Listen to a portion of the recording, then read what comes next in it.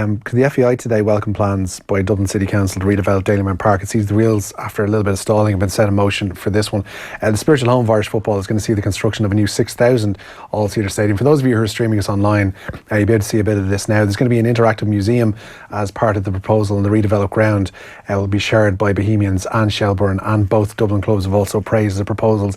Looking like they showed the video, we're seeing it now on screen as well today. The setup, if it does come to pass, and obviously there are big ifs in terms of planning in Ireland, like, it's going to be a fantastic facility. It's exactly the kind of thing that there needs to be more of. I know they knocked back essentially the proposal that was going to be in Inchicore for St. Pat's to build on a shopping centre, and there are probably reasons for that, and they're going to go through the processes of appealing that as well. But looking at that today, like, that's going to be a remarkable facility, clean, neat, all-seater, full sides, full four sides, which there hasn't been at Dalymount for a number of years.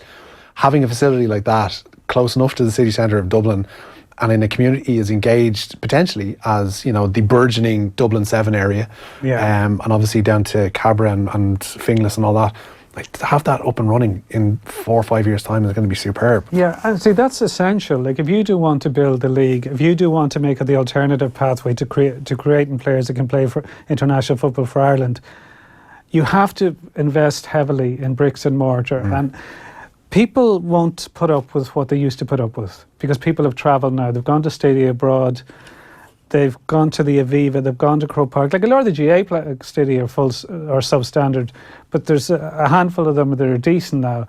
And people don't want to go to a ground where you're scraping bird shit off the seats, or, you know, there's really basic toilet facilities, or there's not much to eat outside of burger vans. Like, you go to, like, the RDS isn't state-of-the-art ground where Leinster play most of the rugby games. But you go in there, like, it's a comfortable, like, there's lots of decent food and coffee, whatever, kiosks or whatever. The bars are decent, you know. There's just, they make it a comfortable experience for you, and people want that now and expect that.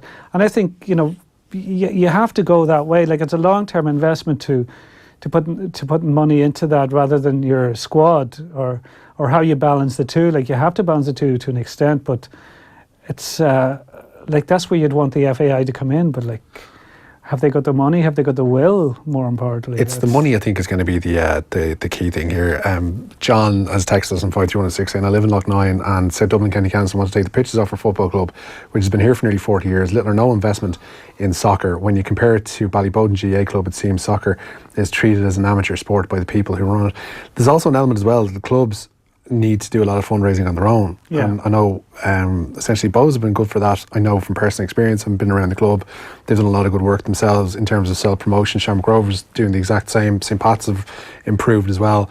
When we see the likes of commercial directors going into GA setups, inter-county setups, it's kind of something like that you need. But again, it's finding the money to kind of pay for these people just doesn't exist out of thin air. And trying to make money as things stand out of Irish football. Like, I'd say to Dundalk and Cork, like, who's managing to do it the last few years? Like, it's and that's why, you know, you have a huge sympathy for clubs. I'm sure all the clubs want better facilities, and they want better, you know, they want to improve their squads, etc. But unless you get an Abramovich coming in here, where are you going?